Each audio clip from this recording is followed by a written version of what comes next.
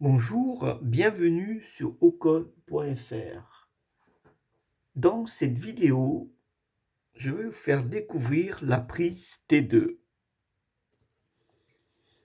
La prise T2 est une prise qui sert à recharger les véhicules électriques.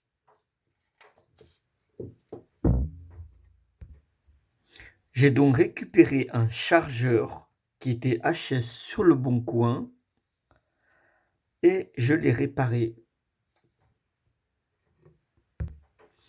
Je vais donc décrire les connecteurs, les broches.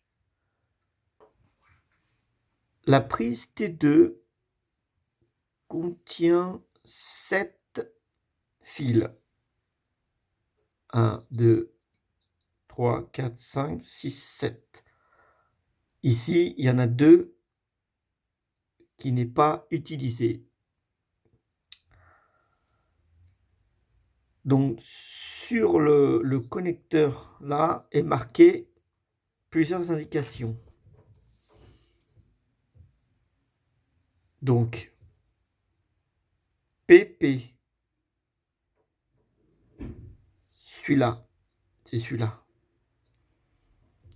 CP, c'est celui-là. Puis L1, PE, neutre. L2, L3.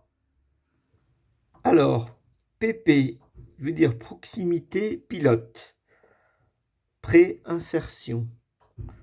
CP, contrôle pilote, toujours pré-inscription.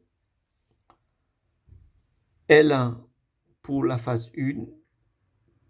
PE pour le Earth, la Terre. N pour le neutre. L2, la phase 2. L3, la phase 3. Ici, je vais donc brancher, sonder avec mon multimètre en ohmmètre, mesurer en ohmmètre combien on a entre le PE, la Terre, et le PP. Donc je me mets sur PE, PP. Et là, je me retrouve avec 1,5 kΩ. Cette résistance est importante. Elle détermine le courant maximum que peut fournir cette prise électrique. D'ailleurs, la résistance, elle est à l'intérieur de cette gaine thermo. Donc, entre PE et PP, il y a une résistance. À 1,5 kg, ce connecteur est construit pour un courant maximal de 13 ampères.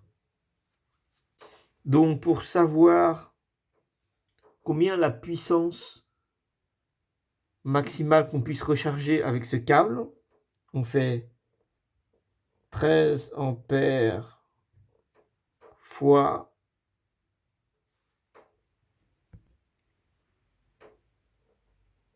220 volts, ce qui correspond à peu près à 2,8 kW. Pour un véhicule, c'est une charge lente. Maintenant, regardons la prise CP, la prise contrôle pilote. La prise contrôle pilote est un signal qui s'échange entre le chargeur ou la borne électrique pour le véhicule électrique. Ce signal est un signal de plus 12, moins 12 volts, sous forme de PMW. Le côté chargeur, c'est une prise femelle. C'est la prise que j'ai montrée. Et du côté véhicule électrique, c'est une prise mâle qui ressemble à ceci. Voilà, et les broches qui sortent là, ici. Ici, c'est des broches qui sortent et qui vont s'enficher sur la prise femelle. Les broches vont aller sur ces trous. Grâce aux signaux qui s'échangent entre le véhicule et le chargeur, le véhicule sait quand il faut arrêter et le chargeur donne l'information combien il peut fournir en courant. Ce que je vous ai expliqué donc, c'est que la prise que vous avez vue n'avait que 3 prises qui étaient branchables. Le L1, la terre et le neutre, sur une seule phase. Sur une seule phase, une prise, un bornier, peut supporter 32 ampères. 32 ampères sur du monophasé. Si vous disposez d'un véhicule qui accepte d'être chargé avec plus de puissance, vous pouvez avoir du triphasé L1, L2, 32 ampères, L3, 32 ampères. Sur du triphasé, on peut faire donc le calcul 32 fois 3, ce qui est égal à 96 ampères. Si je multiplie 96 ampères multiplié par 220, donc à peu près, si on fait 100 en arrondissant, 100 fois 220 égale 22 000 watts, donc 22 kilowatts. Ici, je vous montre le connecteur côté véhicule. Il est assez, on constate que les broches sont assez conséquents pour pouvoir supporter 32 ampères pour chaque phase. Les 2 connecteurs pour la commande qui s'échangent entre le véhicule ou le chargeur. Ici, on constate que la taille, la longueur entre le PP et le CP n'est pas identique. Le CP est plus court.